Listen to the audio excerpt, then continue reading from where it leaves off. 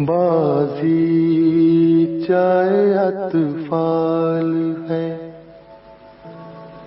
दुनिया मेरे आगे होता है शब रोज तमाशा मेरे आगे। গ্রিক পুরাণের নদী দেবতা সেগিসাস ও জলদেবী লেরিওপের সুদর্শন পুত্র নার্সিসাস।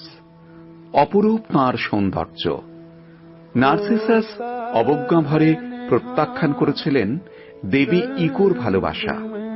ইকো প্রতিশোধের দেবী নেমেসিসের কাছে এই প্রত্যাখ্যানে নালিশ জানায়। নেমেসিসের অভিশাপে নার্সিসাস জলে নিজের প্রতিবিম্ব দেখে প্রতিবিম্বেরই প্রেমে পড়ে যান। এই অবস্থাতেই তাঁর মৃত্যু হয়। সৌন্দর্য ও আত্মপ্রেমের কাহিনী থেকেই নার্সিজমের ধারণা এসেছে। শিল্প সাহিত্যের সৃষ্টিশীল জগতে এমন নার্সিসিস্ট, দাম্ভিক, সহজাত প্রতিভার অধিকারী মানুষের কথা চিন্তা করলেই যাদের নাম সর্বাগ্রে আসে তার অন্যতম উর্দু ও ফার্সি ভাষার শ্রেষ্ঠ কবি মির্জা গালিব। मेरा तेरे पीछे मत पूछ के क्या हाल है मेरा तेरे पीछे। গালিব শব্দের অর্থ সর্বশ্রেষ্ঠ বা বিজেতা। নামের মতোই তিনি ছিলেন তেজি, দাম্ভিক এবং শের স্রষ্টায় শ্রেষ্ঠ।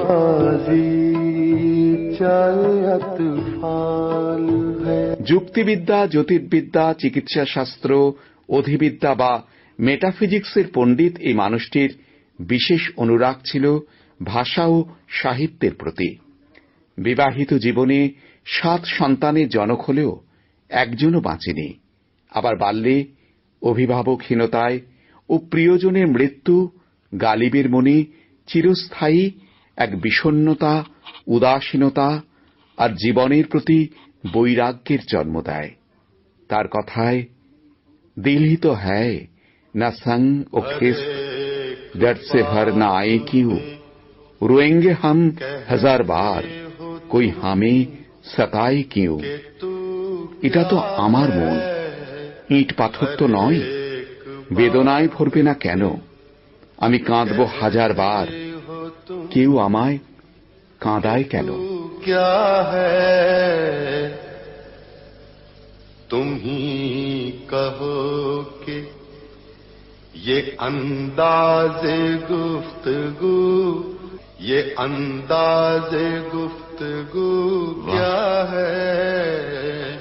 रगों में दौड़ते फिरने के हम नहीं कायल, रगों में दौड़ते फिरने के हम नहीं कायल।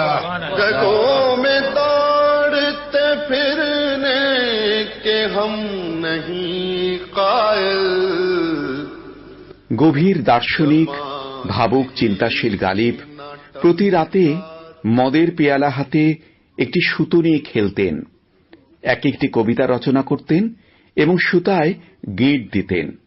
যখন শুতে যেতেন সুতায় অনেকগুলি গিঁট থাকত। সকালে তিনি গিঁটগুলি খুলতেন এবং লাইনগুলি পুনরায় আবৃত্তি করতেন। তার কবিতা ছিল তীক্ষ্ণ, বিদ্যুপাত্মক আর বিষণ্ণ। রহস্যময় এবং দুর্বোধ্যতা তিনি পছন্দ করতেন। মুশারায় সমস্ত সমালোচনাকে তুড়ি মেরে উড়িয়ে তিনি বলতেন, আমি প্রশংসার কাঙাল নই, পুরস্কারের জন্য লালায়িত নই। আমার কবিতার কোনো অর্থ না থাকলেও তা নিয়ে আমার তোয়াক্কা নেই। ইয়া রব উনে সমঝে হ্যায় না সমঝেঙ্গি মেরি বাত, দে और দিল উनको জো না দে মুঝকো জবান আর। হে খোদা, সে না বুঝতে পারে আমাকে, না বুঝতে পারে আমার কথা, তাকে দাও ভিন্ন হৃদয়, অথবা আমাকে দাও ভিন্ন বাচন ভঙ্গি।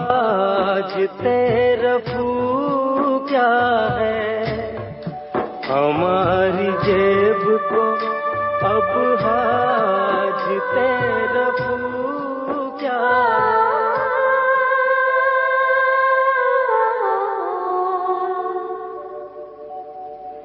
जला है जिस्म जहां दिल भी जल गया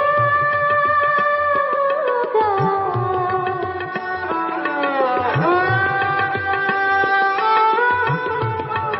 जला है जिस्म जहां दिल भी जल गया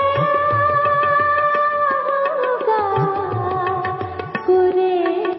গালিবের কবিতার অনুবাদ করতে গিয়ে বরেণ্য কবি শক্তি চট্টোপাধ্যায় একবার লিখলেন, বছর 1.5 হয়ে গেল, এখনো হালে পানি পাওয়া যায়নি, যাবে কি করে তাও জানি না। অবশেষে বোলপুর টুরিস্ট লজে অনুবাদ সমাপ্ত হলে গালিব শক্তি একাকার হয়ে গেলেন। তিনি লিখলেন, কাঁদতে কাঁদতে ফুরিয়ে যাওয়া এমন সহজ আমার কাছে, যেমন সহজ মেঘ খনালে ছটফটিয়া বৃষ্টি বাজে।